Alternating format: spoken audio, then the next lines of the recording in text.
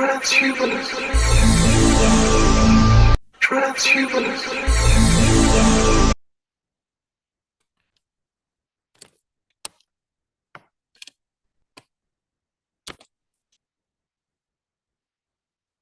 Olá, futuros advogados! Aqui quem fala é Isabel Cristina, sua professora de ética profissional. Estamos aqui mais uma vez para resolver um bloco de resolução de questões. Questões essas que foram retiradas do 36º exame. Exame recente, exame tranquilo, mais uma vez. Ultimamente os exames têm tido uma elaboração bem concatenada com o que vocês estudam na faculdade, sem exageros, sem abusos, e os enunciados tranquilos, assim como as questões as assertivas, ou seja, para realmente comprovar a capacidade de você para que você consiga passar na prova, para que você consiga a tão sonhada carteira, ok? Então, nós vamos começar. Então, eu sou a Isabel Cristina, estou lá no Questões da Ordem Concursos, no Instagram. Se vocês tiverem alguma dúvida ou algo a perguntar, não só através desse canal aqui, que é do YouTube, assim como também no Instagram, ok? Então, vamos para a primeira questão do exame. Aqui está dos honorários profissionais. Como eu sempre trago para vocês, o tema desta questão aborda mais os honorários profissionais e que está lá no artigo 38º do SED, do Código de Ética e Disciplina da OAB. Lembrando que, para fazer a prova, vocês precisam ter uma noção dos 3 diplomas legais que poderão estar na sua prova. Nesse daqui trouxe o SED, que é o Código de Ética e Disciplina. Também temos o Estatuto da Advocacia da OAB, assim como o Regulamento Geral. Se vocês puderem dar uma olhada, dá uma estudada nos artigos, alguns artigos repetem no SED, assim como repetem tanto no estatuto quanto no regulamento. Então, às vezes, você dando uma olhadinha com mais tempo, com mais objetividade, vocês conseguem abordar os 3 diplomas legais e estará mais preparado para a prova. Então, a primeira questão do exame 36º trará sobre os honorários profissionais. Aqui nós temos Celso, o advogado, que foi contratado por Maria, servidora pública, para ajuizar a ação com pedido de pagamento de determinada gratificação. O contrato celebrado entre eles prevê que Celso somente receberá honorários caso a demanda seja exitosa, em percentual do proveito econômico obtido por Maria. Em tal caso, é correto afirmar que, letra A, os honorários contratuais não poderão incidir sobre o valor das parcelas vincendas da gratificação. Letra B, os honorários foram pactuados de forma correta, já que, nessa hipótese, deveriam ser necessariamente representados por pecúnia. Letra C, os honorários não podem ser superiores às vantagens advindas a favor de Maria, exceto se acrescidos os honorários de sucumbência. E letra D, os honorários contratuais não poderão incidir sobre o valor das parcelas vencidas da gratificação. A própria questão trouxe para a gente os tipos de honorário. Então, no próprio enunciado fala o contrato celebrado. Se o contrato foi celebrado, então foi se estabelecido algumas cláusulas, alguns requisitos para que ele tenha validade. E entre ele foi falado que se o advogado tivesse êxito, ele teria direito a uma parcela da gratificação, ou seja, do valor a ser percebido por Maria. Então, só se a demanda fosse exitosa. Se você assina um contrato e coloca essa cláusula, eu estou referindo à cláusula cota litis. Cláusula cota litis. Como o enunciado fala, é só se ele tiver êxito. Além disso, a gente chama também que esse tipo de cláusula, ela é chamado em latim ad êxito. Então, o Celso celebrou um contrato com Maria. Neste contrato foi pactuado que tivesse a possibilidade de ter a cláusula quota litis, desde que ele vencesse a demanda. A letra A vai dizer, está dizendo o seguinte: os honorários contratuais não poderão incidir sobre o valor das parcelas vincendas. O que é parcela vincenda? Aquela parcela que ainda não venceu. Então, as parcelas não vencidas, Maria tem direito. Se Maria tiver direito, uma porcentagem dessas parcelas serão também acrescidas aos honorários contratuais. Por quê? Os honorários contratuais dispõem sobre o valor total da ação. E aí o advogado vai pactuar a forma que será feito esta relação contratual em relação à demanda que ele está representando. A letra B vai dizer que os honorários foram pactuados de forma correta, já que nesta hipótese deveriam ser necessariamente representados por pecúnia. O que é pecúnia? Pecúnia é valor em espécie, ou seja, dinheiro. Então, se foi pactuado em reais, vai ser pago em reais, ok? Letra C, os honorários não podem ser superiores às vantagens advindas a favor de Maria. Então, o advogado realmente não pode ganhar mais do que seu cliente, porque isso aí é causa de enriquecimento ilícito. Mas a assertiva B está dizendo o seguinte: exceto se acrescidos aos honorários de sucumbência.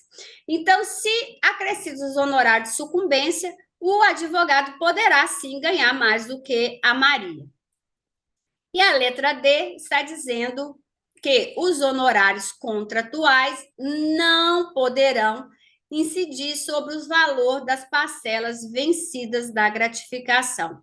Se Maria ela entrou com uma ação para receber a gratificação, se tiver parcelas vincendas e vencidas, ela terá direito. Se ela terá direito, dentro do que foi pactuado com o seu advogado, ele também terá direito a uma parcela desse valor, uma percentagem, ok? Então, vamos ver um pouquinho sobre honorários advocatícios. Por quê? Aqui está dizendo o seguinte, na letra A, sobre honorários contratuais, aqui na letra C, fala-se de honorários sucumbenciais.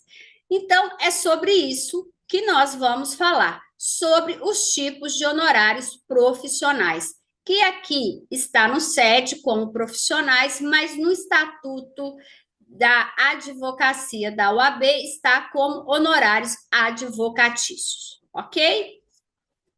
Então, nós temos aqui os honorários advocatícios ou honorários profissionais.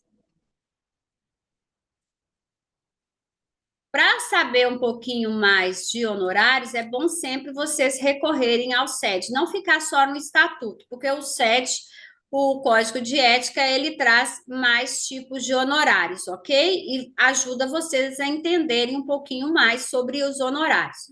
Então, nós temos os honorários profissionais, como a questão trouxe, a cláusula cota litis. Além dele, trouxe a questão também dos honorários contratuais, assim como os honorários de sucumbência. E para completar, para que vocês tenham conhecimento, nós temos também os honorários por arbitragem. E, por último, os honorários assistenciais. Então, vamos aí. A própria questão fala o seguinte, que se Maria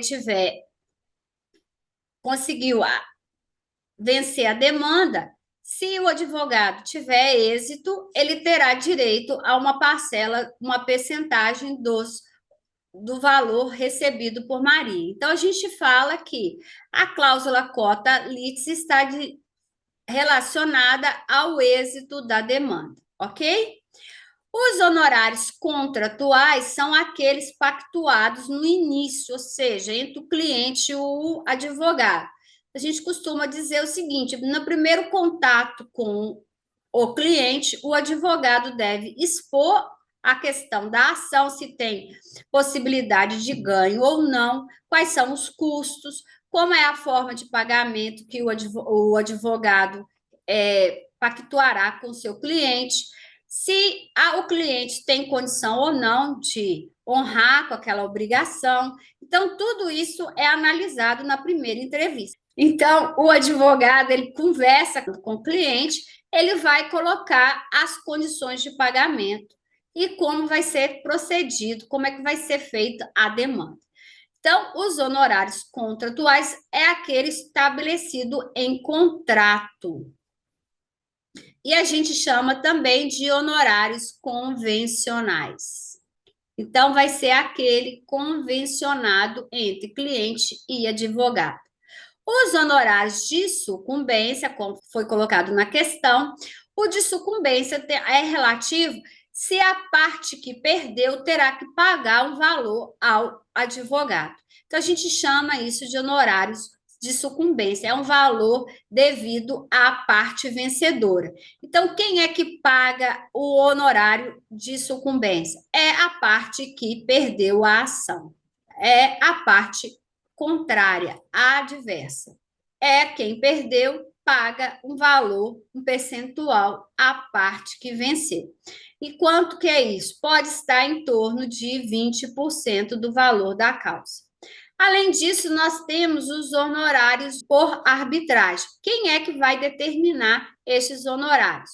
É o juiz. Por quê? Se na hora lá da conversa com o cliente, o advogado comeu mosca e não estipulou na forma de redigir no escopo do contrato, então o juiz é que vai arbitrar os honorários. E o juiz vai seguir e vai obedecer a alguns critérios, como a complexidade da causa, como é que foi a atuação do advogado, se ele foi muito competente, se ele deixou passar, se ele foi inepto na hora de redigir a sua petição.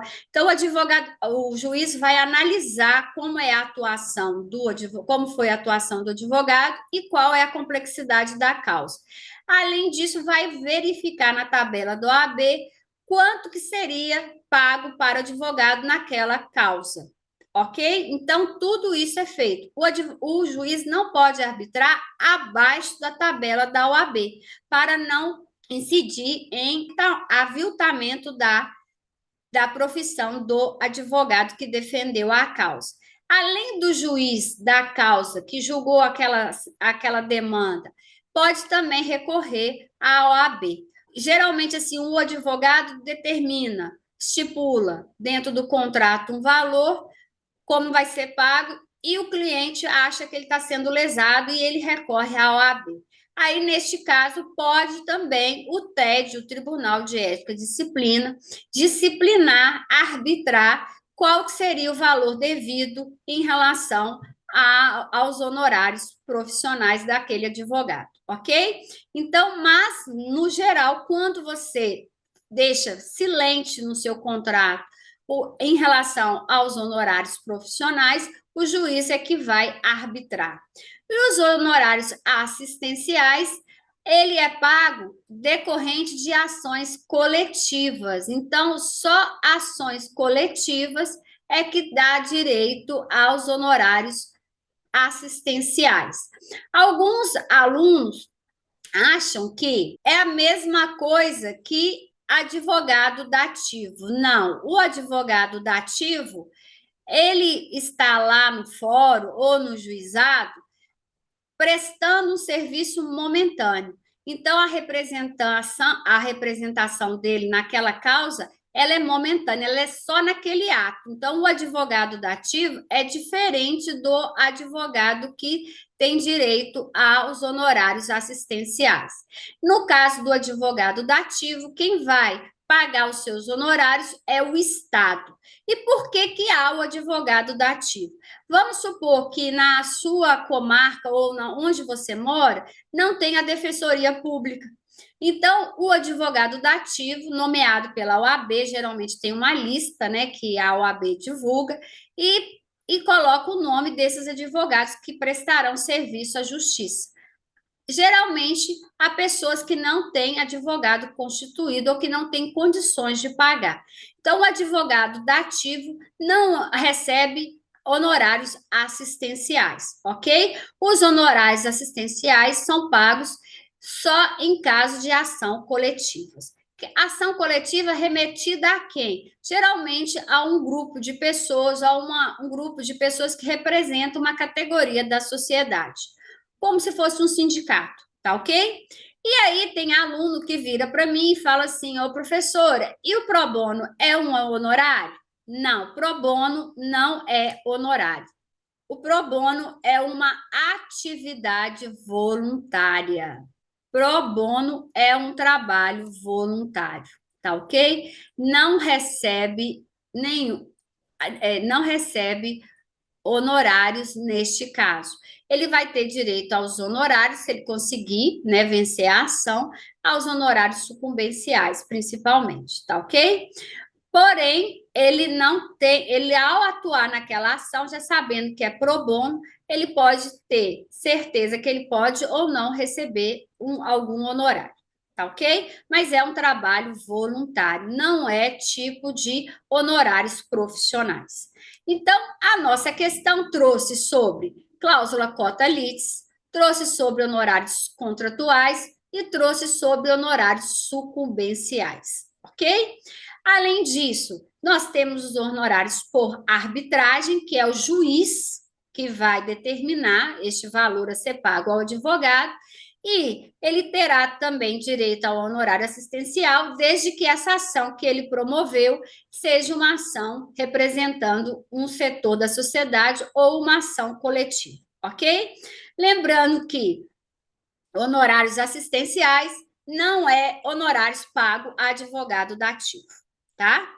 E o pro bono não é honorário, e sim um trabalho voluntário de um advogado a que vai representar uma pessoa que não tem condições financeiras de arcar com uma ação, que a gente chama de hipossuficiente, tá bom? Então, retornaremos à questão. Então, vamos ler antes, né, de retornar à questão sobre os honorários advocatícios ou honorários profissionais, que está lá no artigo 38º.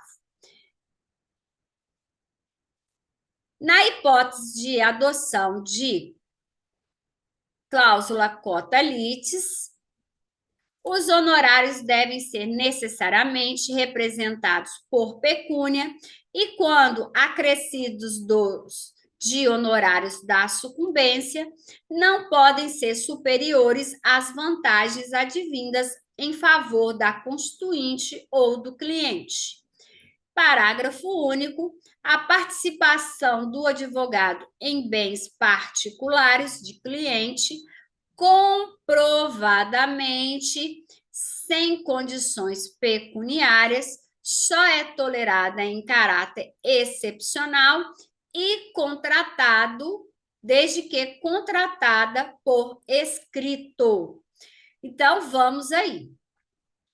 Aqui está dizendo que a cota litis, né, ela só vai poder ser representada em pecúnia, como eu disse para vocês, em espécie.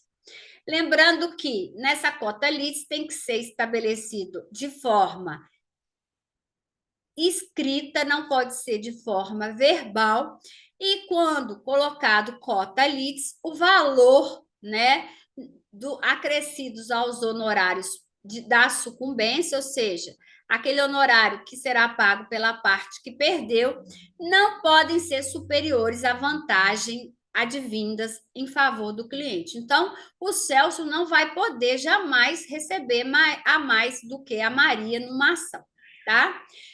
Além disso, se por um acaso a Maria ficar comprovado que ela não tem condição, não tem dinheiro em espécie para pagar os honorários do advogado, se ela tiver um bem que será pactuado anteriormente no contrato, falando que ela vai só poder pagar com uma bicicleta ou com uma moto, ou que ela tiver, ou com uma casa, este valor deste objeto, deste bem, não pode ser superior ao valor que a Maria recebeu, tá ok? Porque senão vai causar, vai caracterizar que o advogado está enriquecendo de forma ilícita, tá? Ou seja, o enriquecimento sem causa. Então, no caso aqui em tela, para ter direito a bens particulares, a Maria, no caso da questão, ela vai ter que provar que ela não tem condições pecuniárias. Então, isso é um caráter excepcional, porque, no geral, tem que ser pago em pecúnia, ok? E isso tem que estar pactuado na hora do contrato, ele tem que estar lá escrito lá junto dos honorários contratuais. Então, vai ter que ser convencionado. Por isso que a gente chama de honorários contratuais ou convencionados, ok? Agora sim, vamos para a questão. Letra A, os honorários contratuais não poderão incidir sobre o valor das parcelas vincendas da gratificação. O que é a parcela vincenda? É aquela parcela que ainda não venceu. Se Maria está recorrendo, pedindo para receber uma gratificação, se essas parcelas fizerem parte desta demanda, sim, ele também terá direito a uma percentagem deste valor. Então, a assertiva A está incorreta. A letra B informa o seguinte: os honorários foram pactuados de forma correta, se tiver correto, sim. Nessa hipótese, já que nessa hipótese deveriam ser necessariamente representados por pecúnia. É o que está disposto no artigo 38º. E letra C, os honorários não podem ser superiores às vantagens advindas a favor de Maria, até aqui tudo ok, exceto se acrescidos aos honorários de sucumbência. Não, se os honorários de sucumbência ultrapassar o valor recebido por Maria, juntamente com os honorários contratuais, não teria direito, o advogado estaria enriquecendo de forma ilícita. Letra D, os honorários contratuais não poderão incidir sobre o valor das parcelas vencidas da gratificação. Se Maria fizer jus, sim, ela terá direito e o advogado também um percentual deste valor. Ou seja, a letra D, afirmativa incorreta. Vamos ao nosso gabarito. Letra B, os honorários foram pactuados de forma correta, já que, nessa hipótese, deveriam ser necessariamente representados por pecúnia. Ou seja, letra B é o nosso gabarito, letra B de que você está beliscando a sua aprovação. Vamos para a segunda questão do exame 36º. Questão 2. Exame 36º da ética do advogado. Artigo 32º do Estatuto da Advocacia da OAB. O advogado João ajuizou uma lide temerária em favor de seu cliente Flávio. Sobre a responsabilização de João, assinale a afirmativa correta. Letra A. João será solidariamente responsável com Flávio, apenas se provado conluio para lesar a parte contrária. Letra B. João será solidariamente responsável com Flávio, independente de prova. Então, aqui ele é solidária. João será solidariamente responsável com Flávio, independente de prova de conluio para lesar a parte contrária. Letra C, o João será responsável subsidiariamente a Flávio apenas se provado conluio para lesar a parte contrária. Letra D, Flávio será responsabilizado subsidiariamente a João, independente de prova de conluio para lesar a parte contrária. Então, o que é uma lide temerária? Então, o que é uma lide temerária? É aquela lide que realmente a pessoa não teria direito a ela, ou seja, ela não tem elementos suficientes para comprovar que realmente ocorreu uma lesão ao seu direito, tá bom? Então, um exemplo assim, vocês estão num bar, numa roda de amigos, e aí tem lá, pegaram uma bebida, e essa bebida tinha algumas coisas dentro dela, a garrafa estava fechada e tal, e nesse negócio aí tinha um advogado, e ele vira para você e fala assim, nossa senhora, e se a gente colocar mais uma coisinha aí dentro? Nós podemos sim ganhar uma ação na justiça contra essa empresa. E aí promove essa ação sabendo que aquele elemento não estava dentro da garrafa, que havia só alguns resíduos, que não levou tanta contaminação do produto, nem nada. E aí eles promovem uma lide para ganhar, receber algo da empresa. Então, isso aí é uma lide temerária, é uma lide que a pessoa age de má fé, tá? Então, às vezes não tem todos os elementos para fundamentar o direito e eles inventam, criam provas falsas para conseguir ganhar, ter êxito com a ação. Então, aqui o João será solidariamente responsável com Flávio. Solidariamente responsável quer dizer que os dois responderão ao mesmo tempo, apenas se comprovado o conluio. Se for comprovado o conluio de João quanto Flávio, aí os dois responderiam solidariamente, ou seja, os dois ao mesmo tempo. É como se fosse um comparsa. João será solidariamente responsável com Flávio, independente de prova de conluio, para lesar a parte contrária. E letra C, João será responsável subsidiariamente a Flávio, apenas se provado conluio para lesar a parte contrária. E o que é o subsidiariamente? Primeiro vai responder o Flávio, aí, no caso, depois responde o João, tá bom?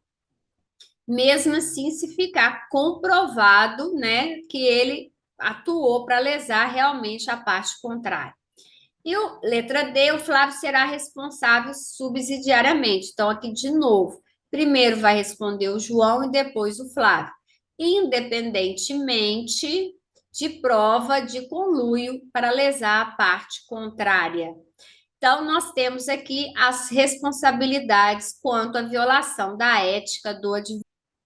Então, aí, da ética do advogado. O advogado é responsável pelos atos que, no exercício profissional, praticar com dolo ou culpa. Parágrafo único. Em caso de lide temerária, o advogado será solidariamente responsável com o seu cliente, desde que coligado com este para lesar a parte contrária, o que será apurado em ação própria. Então, no caso do João aí, ele vai responder solidariamente, principalmente se ele estiver em conluio ou coligado para lesar a parte contrária. E esta ação será tudo no mesmos autos, ou seja, em ação própria. Então, da ética do advogado, nós temos que, em caso de lide temerária, o advogado é solidariamente responsável com seu cliente, ok? Então, vamos voltar à nossa questão. Letra A, João será solidariamente responsável com Flávio apenas se provado conluio para lesar a parte contrária. Realmente, ele só vai ser acusado se ele não estiver em conluio com. Ele só será responsável se ele estiver realmente em conluio com o seu cliente. Se ele não tiver, ele vai mostrar que o seu cliente equivocou-se, que ele está errado e não vai propor jamais uma lide temerária, ok? Então, letra A é a nossa assertiva correta.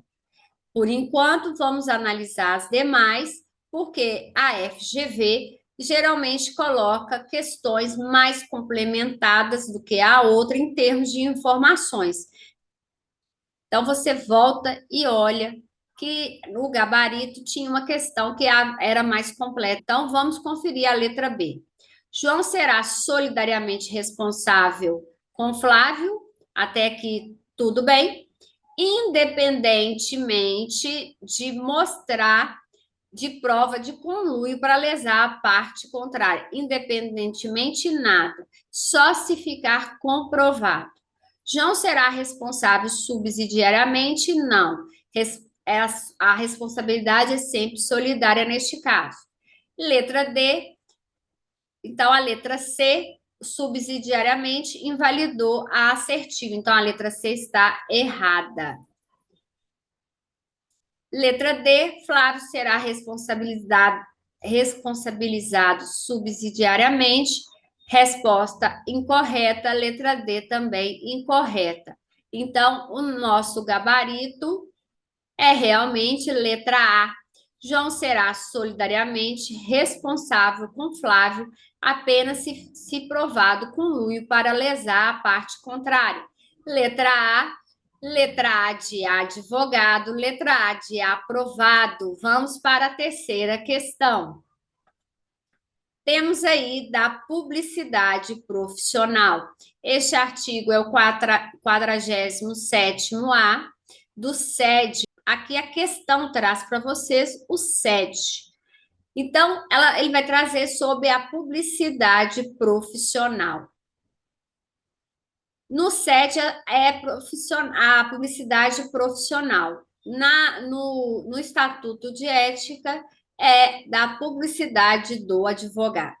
Então, nós temos aí a advogada Carolina e a estagiária de direito Beatriz, que com ela atua com o intuito de promover sua atuação profissional. Valeram-se ambas de meios de publicidade vedados no Código de Ética e Disciplina da OAB. Após a verificação da irregularidade, indagaram sobre a possibilidade de celebração de termo de ajustamento de conduta, tendo como objeto a adequação da publicidade. Então, no caso aqui da publicidade profissional, ele teve uma regulamentação e houve uma ampliação sobre a publicidade por causa do provimento 205. Então, esse provimento mudou a relação da advocacia com a publicidade. Antes era vedado vários elementos de publicidade, hoje não. Hoje, a QR Code, aqui como vocês estão vendo, criou-se o TAC, Termo de Ajustamento de Conduta, tá ok? E no caso aqui, foi aplicado para que a advogada e sua estagiária fizesse a adequação da publicidade. O TAC só não vai valer para quando há um exagero, onde há uma repercussão negativa. Geralmente, o TAC é aplicado em infrações leves, tranquilas, que não ofenderam muito a advocacia, tá bom? No caso aqui, em tela, trouxe para vocês a publicidade. Se essa publicidade realmente não provocou nenhum desgaste na imagem da OAB ou dos advogados, tranquilo, pode-se assinar o TAC. Mas se essa publicidade ela teve uma repercussão negativa nacional, não cabe o TAC. mas nós vamos ver isso lá na frente no SED, no artigo 47º-A. Então, para vocês estudarem um pouquinho, se vocês não leram ainda o Estatuto nem o Código de Ética, nós temos o provimento 205 também, que auxiliam vocês a entender sobre a atividade de publicidade do advogado. Então, considerando o caso narrado, assinale a afirmativa correta. Letra A. É admitida a celebração do termo de ajustamento de conduta apenas no âmbito do Conselho Federal da OAB, para fazer cessar a publicidade praticada pela advogada Carolina e pela estagiária Beatriz. Letra B. É admitida a celebração do termo de ajustamento de conduta no âmbito do Conselho Federal da OAB ou dos conselhos seccionais para fazer cessar a publicidade praticada pela advogada Carolina, mas é vedado que o termo de ajustamento de conduta abranja a estagiária Beatriz. Então, a letra A está nos informando que só caberá ataque no âmbito de Conselho Federal, tá? Então, para seccional, para subseção, não cabe TAC.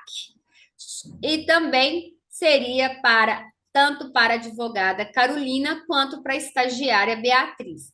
A letra B fala que sim, é permitido o TAC para as duas inscritas na OAB, né? Aí cabe tanto no Conselho Federal quanto nos conselhos seccionais para fazer cessar a publicidade praticada. Mas só para Carolina que pode. É vedado para Beatriz, ok? Então vamos continuar analisando as assertivas. Letra C e letra D. Letra C é vedada pelo Código de Ética e Disciplina da OAB a possibilidade de celebração do termo de ajustamento de conduta no caso narrado, uma vez que se trata de infração ética. E letra D é admitida a celebração do termo de ajustamento de conduta no âmbito do Conselho Federal, da OAB ou dos conselhos seccionais para fazer cessar a publicidade praticada pela advogada Carolina e também pela estagiária Beatriz. Então, vamos ver o que diz o nosso artigo 47º-A. Porque a letra C fala que ela é totalmente proibida. Já a letra D fala que é permitida, tanto no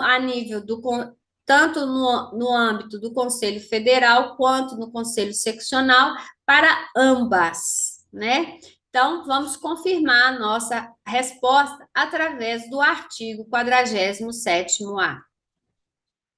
Será admitida a celebração do termo de ajustamento de conduta no âmbito dos conselhos seccionais do Conselho Federal para fazer cessar a publicidade irregular praticada por advogados e estagiários. Parágrafo único. O termo previsto neste artigo será regulamentado mediante edição do provimento do Conselho Federal, que estabelecerá seus requisitos e condições. Como eu tinha dito para vocês, o provimento 205 é que deu a possibilidade de ter o TAC. Então, nós temos aqui que o TAC, ele tanto pode ser aplicado no Conselho Federal quanto nos conselhos seccionais. Aqui faltou também as subseções. Por quê? A subseção é um órgão que está vinculado ao conselho seccional. Então, a subseção também pode ser aplicado o TAC. E lembrando que é tanto para advogados e estagiários inscritos na OAB, não é qualquer estagiário, são aqueles que se inscreveram na OAB e que têm a sua carteira de estagiário, tá bom? Não é qualquer estagiário, não, só aqueles que estão vinculados à OAB, tá? Não, aí fala assim, ué, mas eu não sabia que a OAB dava estágio. Não, você vai se candidatar. você vai se cadastrar, se inscrever como estagiário, para que você possa estagiar em escritórios de advocacia ou autarquias ou órgãos públicos que exijam que o estagiário tenha a carteira da OAB, porque essa carteira dá direito a você praticar alguns atos muito próximo ao que o advogado pratica no seu dia a dia, ok? Então vamos lá à nossa questão. Porque o TAC é permitido, sim, tanto no âmbito conselho seccional quanto federal, e também é aplicada a subseção para os seus advogados inscritos e estagiários, tá bom? Então, letra A, vamos analisar. É admitida a celebração do termo de ajustamento de conduta, ok? Apenas no âmbito de Conselho Federal. O apenas invalidou a questão, apenas não. É tanto Conselho Seccional quanto Federal. Então, letra A incorreta. É admitida a celebração do termo de ajustamento de conduta, ok, no âmbito do Conselho Federal ou dos conselhos seccionais, ok, para fazer cessar a publicidade praticada pela advogada Carolina, ok, mas é vedado que o termo de ajustamento de conduta abranja a estagiária Beatriz. O vedado invalida a assertiva, então a letra B está errada, porque a estagiária também pode ser aplicado o TAC. Então, passamos agora para as assertivas C e D. É vedado pelo Código de Ética, o vedado já invalida já a questão, não continuo nem lendo. Então, a assertiva C está incorreta.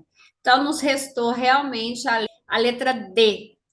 É admitida a celebração do termo de ajustamento de conduta no âmbito de Conselho Federal, da OAB, ok, dos conselhos seccionais, ok, para fazer cessar a publicidade praticada pela advogada Carolina, ok, e também pela estagiária Beatriz. Então, letra D é a nossa assertiva correta. Mas antes da gente confirmar o nosso gabarito, nós vamos falar um pouquinho sobre as sanções disciplinares que a OAB promove no caso de violação dos seus diplomas legais. Então, nós temos as sanções. Na questão, trouxe sobre o TAC. O TAC não é uma sanção. O TAC é um termo apenas de conduta. Então, o TAC é diferente de sanção, tá ok? Então, quais são as sanções que tem na OAB? Nós temos a censura, nós temos a suspensão e nós temos a exclusão. Então, quando é que vai caber censura? Quando é? Vocês viram que no TAC era uma publicidade leve, tranquila, e dá-se a oportunidade ao estagiário ou à advogada para que ele reformule a sua conduta em relação à sua publicidade, e aí ele não tenha nenhum problema, nenhuma inserção nos seus apontamentos como advogado. Agora, se o advogado reiteradas vezes ele continua praticando as infrações éticas e tal, então pode ser aplicado a eles esses três tipos de sanções. Lembrando que a censura, assim como o termo, né, que antigamente a gente usava a censura na questão de publicidade. Hoje não. Hoje a censura, quando é leve, pode ser aplicado o TAC. No caso aqui, em tela, a censura é uma publicidade mais ruidosa, mais calorosa, ou que traga uma negatividade à profissão do advogado. Então, nós temos censura. A suspensão, ele está muito vinculado à questão de valores. Eu sempre elenco com meus alunos o seguinte, que o S de suspensão vão lembrar sempre de dinheiro. Então, é o dinheiro que vai estar em jogo aqui. Por quê? Porque o advogado, no tempo inteiro que ele está lidando dentro de uma ação, cuidando de uma ação, ele tem que prestar informações para o seu cliente. Não é ficar pedindo a bênção toda hora, nem nada disso, não. Ele vai informando ao cliente sobre o processo. E no caso aí, se ele receber algum valor, ou se ele pediu um valor a mais para fazer um determinado trabalho, a ação ficou muito mais barata, ou o material que foi xerocado, ou o tributo que foi pago foi a menor, você tem que prestar contas ao seu cliente. Então, é dever do advogado prestar contas ao cliente. Se ele não presta contas, ele pode sofrer suspensão, tá ok? E essa suspensão, ela vai variar de período. Ela pode ser de 30 dias. Não, meu três cores. Ela pode ser de 30 dias a 12 meses, tá ok?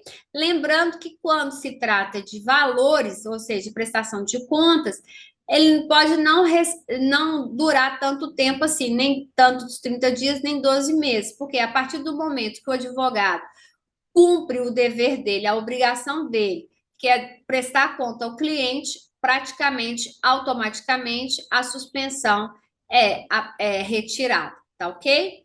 E aí nós temos a exclusão. A exclusão é definitivo.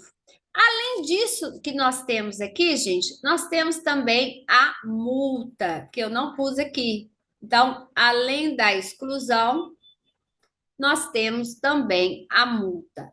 Por que eu deixei a multa para depois? Porque a multa, ela pode ser aplicada tanto no caso de censura, então a multa pode ter censura mais multa, pode ter suspensão mais multa, mas exclusão não vai caber multa. Por quê? Na questão da exclusão, o advogado foi excluído. Se ele foi excluído, ele não vai precisar pagar multa, ok? Então, ele vai ser retirado do quadro de advogados da OAB. Então, a exclusão, ela não vai caber multa. A suspensão, então, tem multa, assim como a censura. A suspensão tem multa, assim como a censura. A exclusão não vai poder ter multa. É o único que não vai ter multa. Censura tem multa, pode ter multa. Suspensão pode ter multa. Exclusão não tem multa, ok? E se o advogado for excluído do quadro da OAB, para que ele possa voltar ao quadro, se restabelecer de novo como advogado, ele vai ser reabilitado de novo a partir do momento que ele comprovar que ele não deve nada mais. Lembrando que se ele praticar algum ato criminoso e se tiver vinculado à profissão de advogado, ele tem que requerer não só a reabilitação na OAB, mas também a reabilitação criminal, tá ok? Depois do prazo de um ano, se ele requereu tanto a reabilitação criminal ou a reabilitação na OAB, ele passa e volta ao quadro de advogados da OAB, porém com um novo número. Vai ter que fazer prova de novo? Não, não precisa fazer prova. Como eu sempre digo, uma vez aprovado, para sempre aprovado. Ele só vai voltar ao quadro se ele cumprir os requisitos estabelecidos pela OAB, tá ok? Então, voltando aqui, nós temos as sanções que são censura, suspensão, exclusão e multa. O TAC não é uma sanção. A censura, ela comporta a multa, assim como a suspensão. A suspensão está sempre vinculado a fatores geralmente financeiros e ele tem um prazo e vai ter um prazo de no mínimo 30 dias e no máximo de 12 meses, tá? A multa pode ser aplicado com a suspensão, porém não vai ser aplicado jamais com a exclusão. Pegadinha de prova que sempre cai nos exames. Então, continuamos, vamos voltar lá nas questões para analisar e encontrar o gabarito. A letra A estava errada, como nós tínhamos visto. Letra B, incorreta. Letra C, Letra C incorreta e a nossa letra D era a nossa letra correta. Então, nosso gabarito é letra D. Letra D é admitida a celebração do termo de ajustamento de conduta no âmbito do Conselho Federal da OAB ou dos conselhos seccionais para fazer cessar a publicidade praticada pela advogada Carolina e também pela estagiária Beatriz. Letra D, que está dando tudo certo. Letra D, que você está no caminho certo da sua aprovação. Vamos para a nossa quarta questão. Então, trouxemos aqui da Sociedade dos Advogados. Está no artigo 15º do Estatuto da Advocacia. Temos aqui o seguinte: recém-formadas e inscritas na OAB, as amigas Fernanda e Júlia desejam ingressar no mercado de trabalho. Para tanto, avaliam se devem constituir sociedade unipessoal de advocacia ou atuar em sociedade simples de prestação de serviços de advocacia. Constituída a sociedade, Fernanda e Júlia deverão observar que, primeiramente, nós temos que entender o que é uma sociedade unipessoal. É apenas, se é unipessoal, é única, uma pessoa só, tá? Ou então, a sociedade simples de prestação de serviços de advocacia é quando você se junta com mais advogados para atuar em forma de sociedade. O advogado ele pode atuar unicamente como uma sociedade unipessoal, pode pertencer a uma sociedade de advogados, ou então ele pode fazer serviços conjuntos com outros advogados, sem constituir nenhuma sociedade, tá ok? É uma forma de colaboração. A letra A aqui trouxe para a gente o seguinte: a sociedade unipessoal de advocacia adquire personalidade jurídica com registro aprovado dos seus atos constitutivos no cartório de registro civil de pessoas jurídicas, sujeito à homologação da OAB. Letra B, as procurações devem ser outorgadas à sociedade de advocacia e indicar individualmente os advogados que dela façam parte. E letra C, poderão integrar simultaneamente uma sociedade de advogados e uma sociedade pessoal de advocacia com sede na mesma área territorial do respectivo conselho seccional. E letra D, os advogados integrantes da sociedade não poderá representar em juízos clientes com interesses opostos. Então, vamos analisar aqui cada assertiva. A letra A aqui está informando que a sociedade unipessoal ela só vai se formalizar como personalidade jurídica a partir do momento que ela registrar no cartório de registro civil de pessoa jurídica e depois ser homologado na OAB, tá? Lembrando que nossas sociedades de advogados ou sociedade unipessoal não tem vínculo com registro civil de pessoa jurídica. É sempre tudo dentro da OAB. É a OAB que vai promover a inscrição dos advogados, assim como das sociedades, ok? Letra B, as procurações devem ser outorgadas à sociedade de advocacia e indicar individualmente os advogados que dela façam parte. É o contrário. Primeiro a gente indica individualmente, porque você contrata o advogado. Você quer um advogado para advogar, mesmo que ele pertença à sociedade.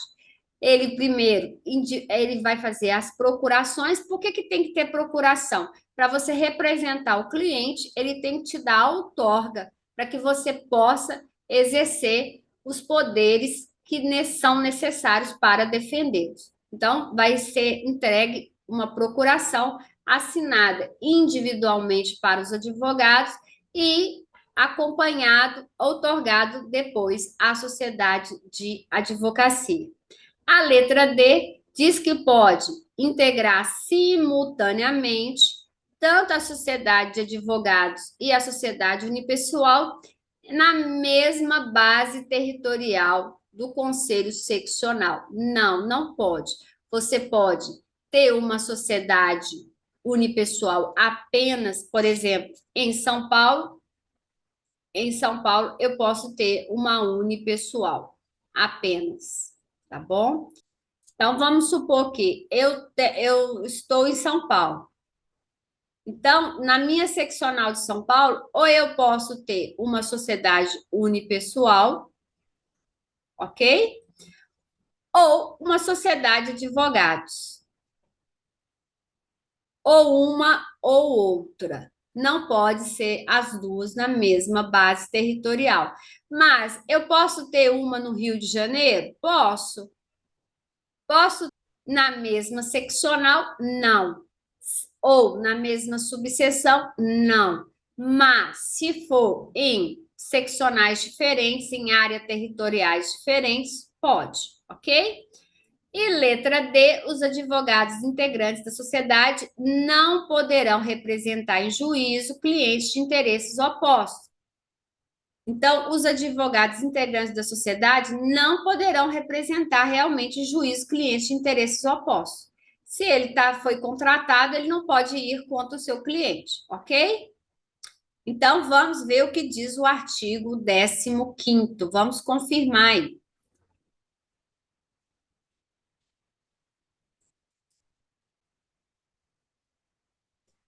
Os advogados podem se reunir em sociedades simples de prestação de serviços ou constituir sociedade unipessoal de advocacia na forma disciplinada nesta lei no regulamento geral.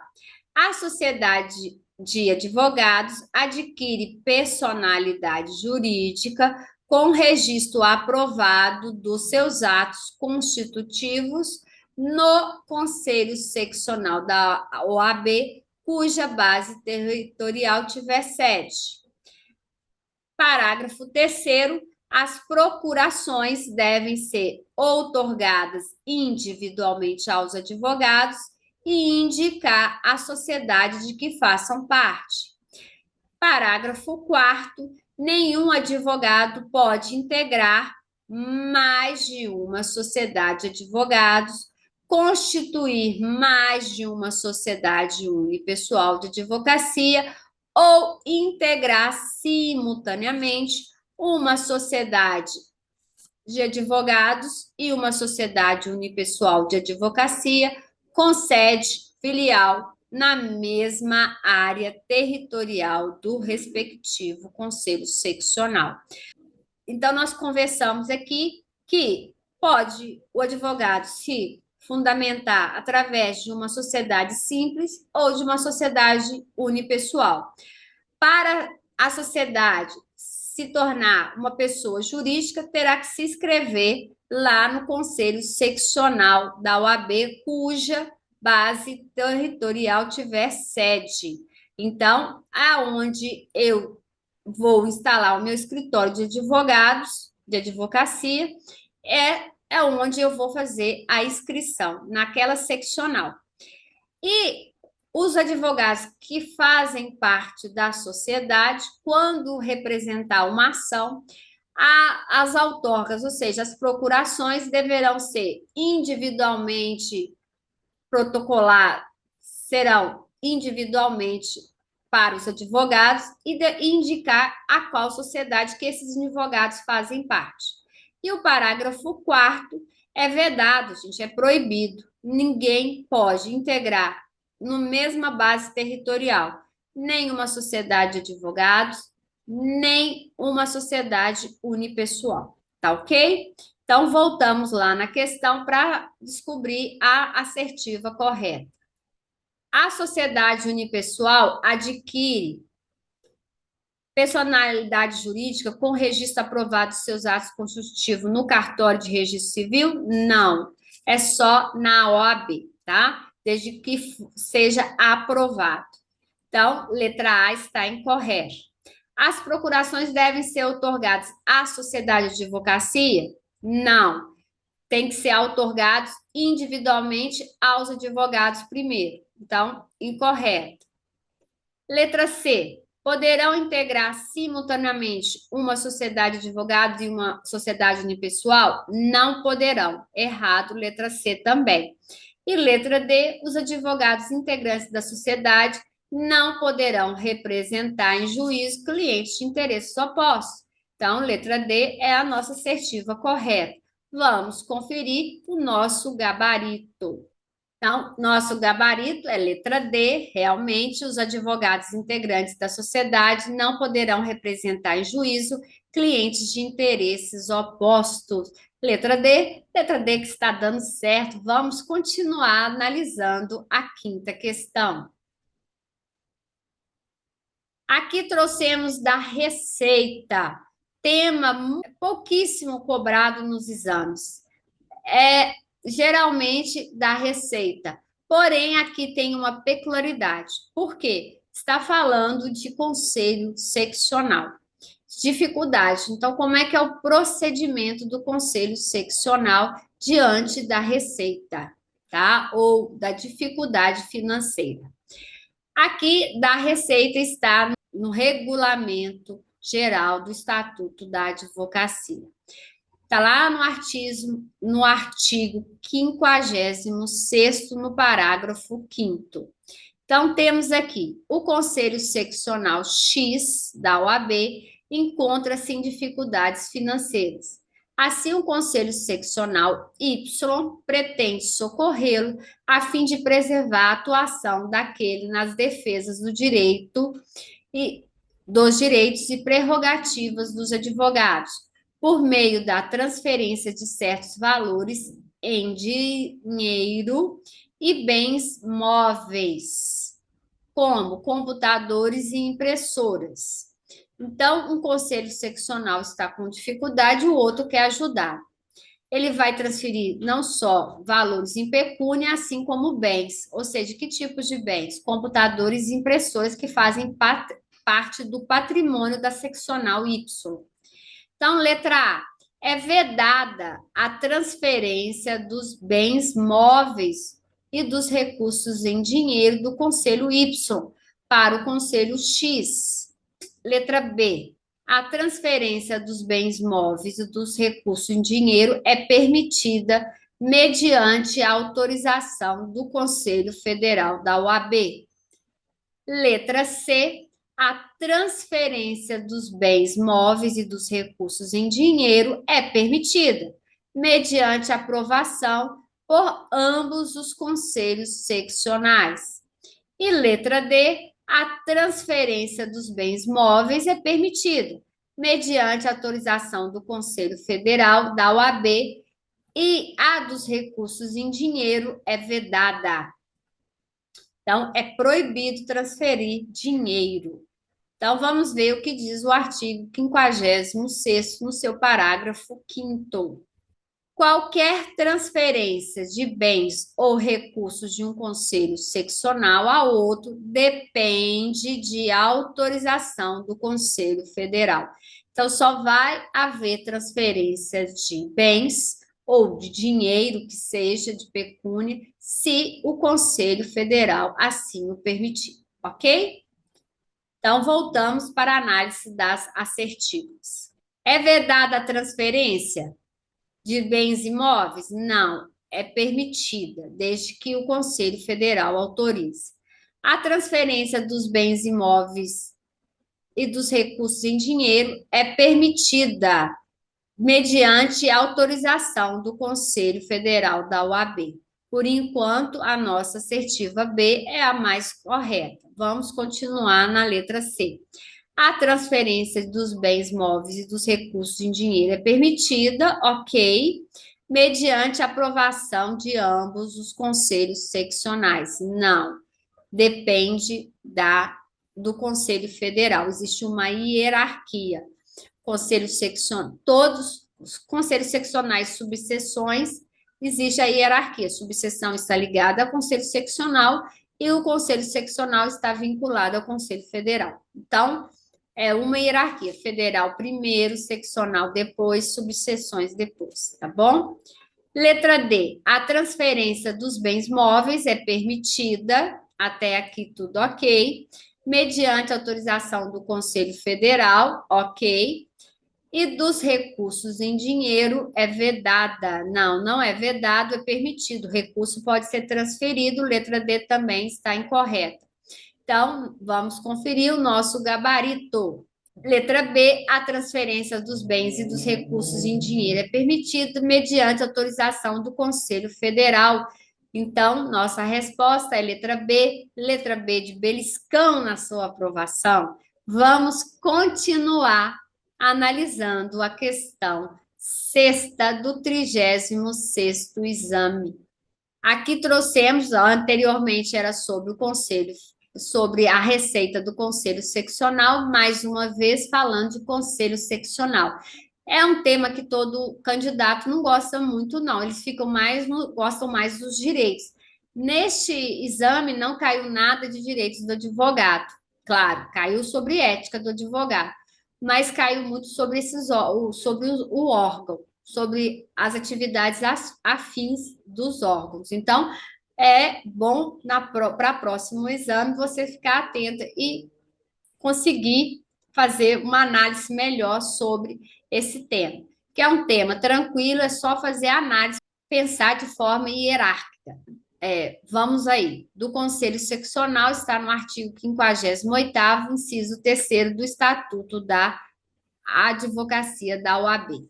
A diretoria de certa subseção da OAB emitiu decisão no âmbito de suas atribuições. E resignados, os interessados desejam manejar recurso em face de tal decisão. E resignados quer dizer que eles não concordaram. E lembrando que a subseção é um órgão, a subseção está vinculada ao conselho seccional. Ela tem autonomia, porém ela não tem personalidade jurídica. O conselho seccional tem personalidade jurídica, como vocês viram anteriormente, tanto é que pode haver a transferência de bens e recursos. A subseção, ela não tem personalidade jurídica. Ela é autônoma, porém, ela é dependente do conselho seccional. Por isso que ela não é uma pessoa jurídica. Sobre a hipótese, assinale a afirmativa correta. Letra A. A competência privativa para julgar em grau de recursos questões decididas pela diretoria da subseção é do Conselho Federal da OAB. Letra B, a competência privativa para julgar em grau de recursos, questão decidida pela diretoria da subseção, é do presidente do Conselho Seccional respectivo da OAB. E letra C, a competência privativa para julgar em grau de recurso, questão decidida pela diretoria da subseção, é do Conselho Seccional respectivo da OAB. E letra D, a decisão proferida pela diretoria da subseção é irrecorrível. Então, aqui nós temos o seguinte, que quando, em relação ao recurso, é de competência do Conselho Federal da OAB, ou é do presidente do Conselho Seccional respectivo da OAB, ou é do total do Conselho Seccional. Então, vamos ver aí que, no caso de recurso, será que ela é irrecorrível? Existe decisão que não seja recorrível? Se a subseção emitiu uma decisão, ela não pode ser retratável? Ela é irrecorrível? Então, vamos ver aí o que diz o artigo 58º. Compete privativamente ao Conselho Seccional julgar, em grau de recursos, as questões decididas por seu presidente, por sua diretoria, pelo Tribunal de Ética e pelas diretorias das subseções e da Caixa de Assistência dos Advogados. Então, o Conselho Seccional ele tem competência para julgar, no caso em tela, o que foi decidido pela diretoria da subseção. Está aqui neste artigo. Letra A. A competência privativa para julgar em grau de recurso, questão decidida pela diretoria, é do Conselho Federal. Não. Como a subseção está vinculada ao Conselho Seccional, é do Conselho Seccional. Letra A está incorreta.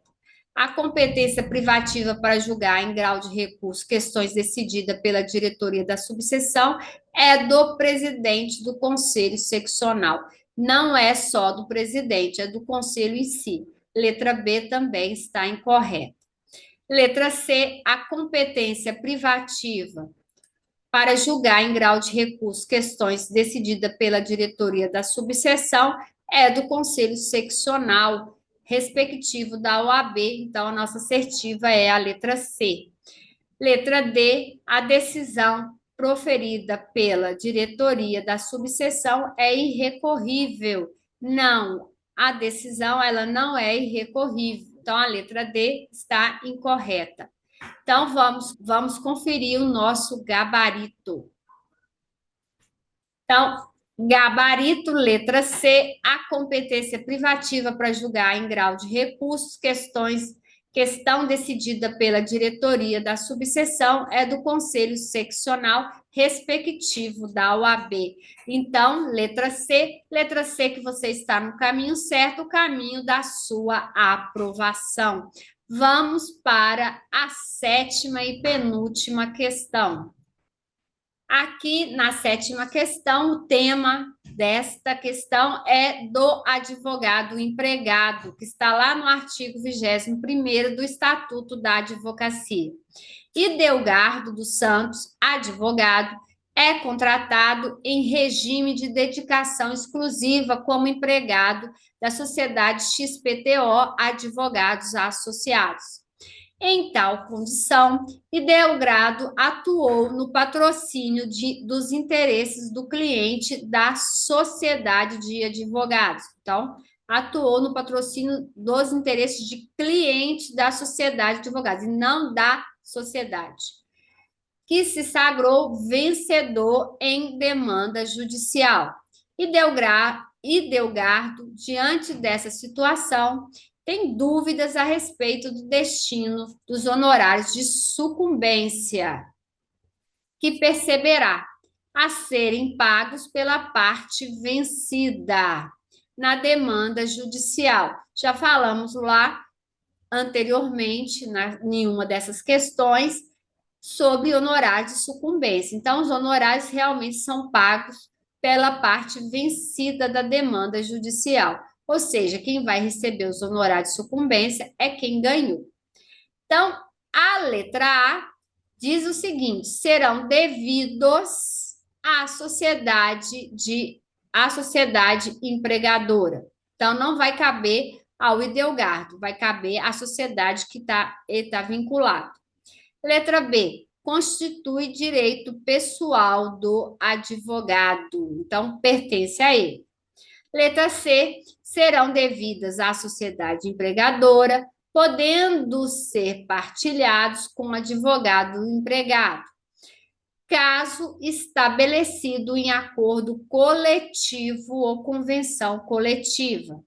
E letra D, serão partilhados entre advogado empregado e a sociedade empregadora, na forma estabelecida em acordo.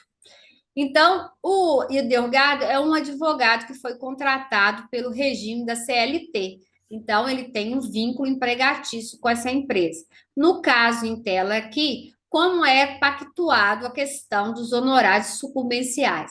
É pago, é devido totalmente como se fosse um advogado autônomo ao Idelgardo? É dividido pela sociedade empregadora dele e ele? Desde que seja estabelecido em acordo coletivo, ou seja, os sindicatos, os advogados e tal, estabeleça como é que vai ser pactuada a questão dos honorários sucumbenciais. E a letra D vai dizer o seguinte, que é dividido entre o empregado e a sociedade empregadora. A letra A, eu não falei dela, reforçando, é que é totalmente devido à sociedade empregadora. Então, vamos ver o que diz o artigo 21º. Nas causas em que for parte o empregador ou pessoa por este representado, os honorários de sucumbência são devidos aos advogados empregados. Parágrafo único. Os honorários de sucumbência percebidos por advogado empregado de sociedade de advogados são partilhados entre ele e a empregadora, na forma estabelecida em acordo. Então, tem que ser acordado como vai ser. Na hora que o advogado está assinando seu contrato de trabalho, ele vai ver lá que existe uma cláusula falando sobre os honorários sucumbenciais. Se houver, ok. Se for silente, ele tem que questionar como vai ser pactuado esses honorários sucumbenciais, ok? Então, vamos voltar à nossa questão e ver qual é a assertiva correta. Serão devidos à sociedade empregadora? Nós vimos que não, vai ser pactuado e dividido entre os dois. Constitui direito pessoal do advogado empregado? Não, não é dele só, né? É também da sociedade empregadora. Letra C. Serão devidos à sociedade empregadora, podendo ser partilhados com o advogado, podendo ser partilhado, não, é dividido. Letra D, serão partilhados entre o advogado empregado e a sociedade empregadora, ok? Na forma estabelecida em acordo. Letra D é a nossa resposta correta.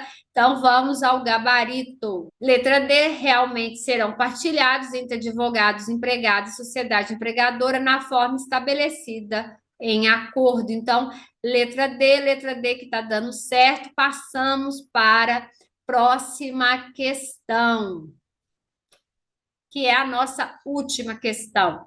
Aqui trouxemos para você sobre da atividade de advocacia, artigos 2º-A do Estatuto da Advocacia.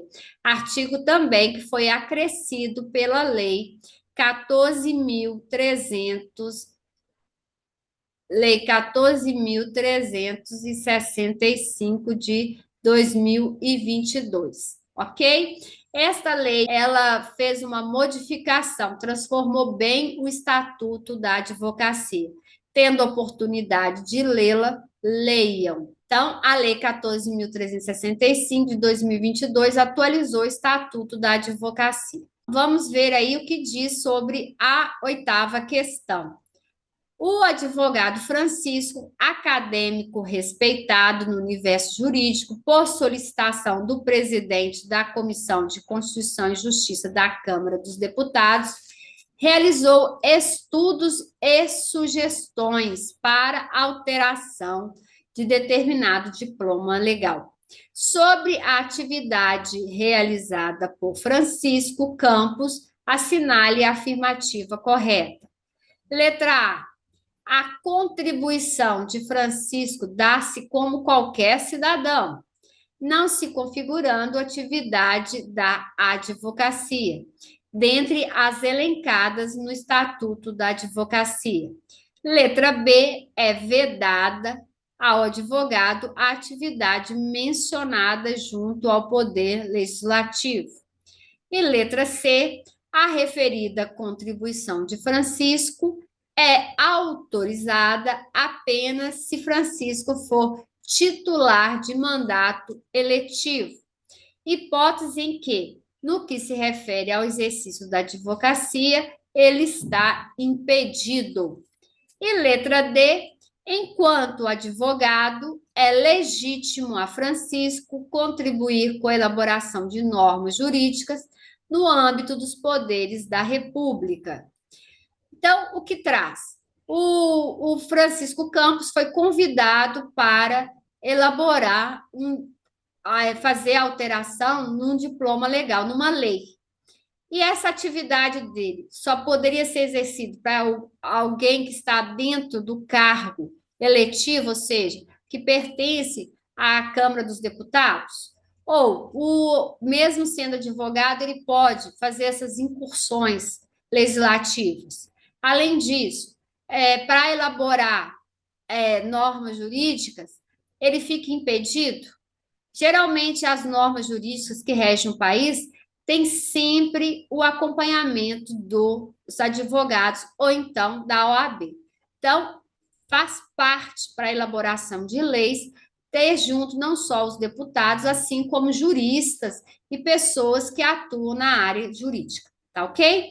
Então, aqui no artigo 2º-A do Estatuto, vai trazer se essa atividade na Câmara dos Deputados, na CCJ, ela é impedida para advogados? Então, vamos ver o que diz o artigo 2A.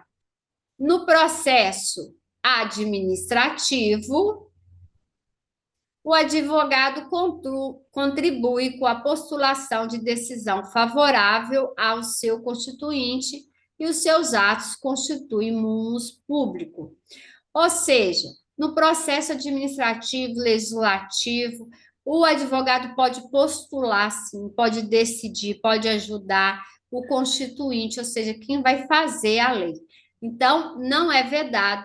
Por quê? É munus público. Todo advogado, quando vocês estão estudando ética profissional lá na faculdade, a primeira informação que o professor passa é que o advogado, os atos deles é de munus público.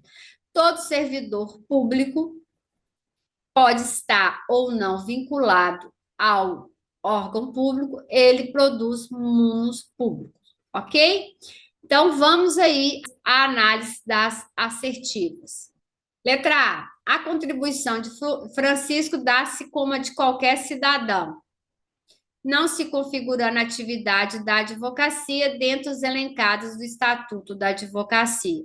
Anteriormente, poderia até ser controversa essa questão, essa assertiva. Porém, com a atualização da Lei 14.365, a participação ela é permitida, inclusive usando até o termo pela ordem e tudo mais dentro do âmbito administrativo e legislativo. Então, o advogado, por ter uma atividade de munus público, ele pode sim atuar. Não precisa estar sempre restrita à atividade advocatícia. Então, letra A está incorreta.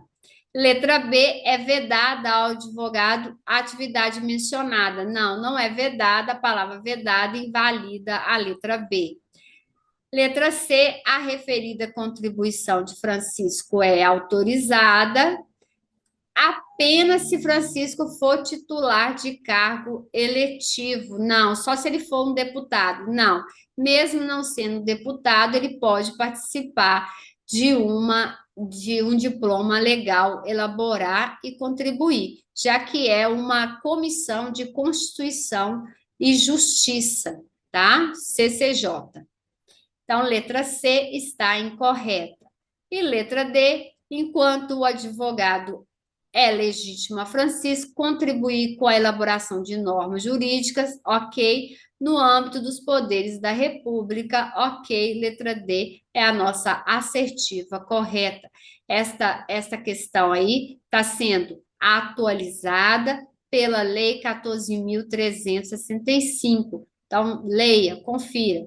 E aí nós vamos conferir o nosso gabarito. Letra D mesmo é a resposta correta. Enquanto advogado, é legítimo a Francisco contribuir com a elaboração de normas jurídicas no âmbito dos poderes da justiça. Então, letra D está dando certo. Estamos no final do nosso bloco de questões. Espero vocês no próximo bloco, que vocês estudem. Através de resolução de questões, vocês fazem a revisão da lei, vocês aplicam casos concretos e se tornam mais hábeis para resolver as questões da OAB, ok? Então, vamos finalizar o nosso bloco. Aqui eu trouxe para vocês os nossos artigos gravados. Então, vocês indo no canal aqui do YouTube ou nos podcasts, nos canais vinculados a podcast, como Spotify, vocês vão encontrar os nossos artigos comentados. Então, esses aqui foram os elencados aqui nesse bloco de questões. Nós falamos sobre honorários advocatícios, falamos sobre o conselho seccional, falamos sobre a ética do advogado, sobre a incursão do Conselho Federal, sobre sociedade de advogados e o advogado empregado, e também falamos sobre a atividade da advocacia, que foi essa última questão. Então, se vocês não têm tempo de ler todo o artigo, então ouça particularmente cada instituto, cada artigo do Estatuto da Advocacia. Estamos disponibilizando para vocês, são áudios curtos, de 2, 4, 5 minutos, que ajudam. Claro que tem alguns mais extensos, os direitos do advogado, né? Ele é mais extenso, mas são sempre áudios curtos. Não deixem de ouvi-los, tá bom? E se vocês querem o geral completo, também nós temos lá o nosso podcast sobre o Estatuto da OAB, atualizado pela Lei 14.365. Está aqui no YouTube, no Spotify, também no SoundCloud, ok? Mais uma vez, gostaríamos de agradecer vocês por estarem aqui conosco e aguardamos vocês na próxima lista de aprovados, ok? Boa sorte, sucesso, estudem e foco!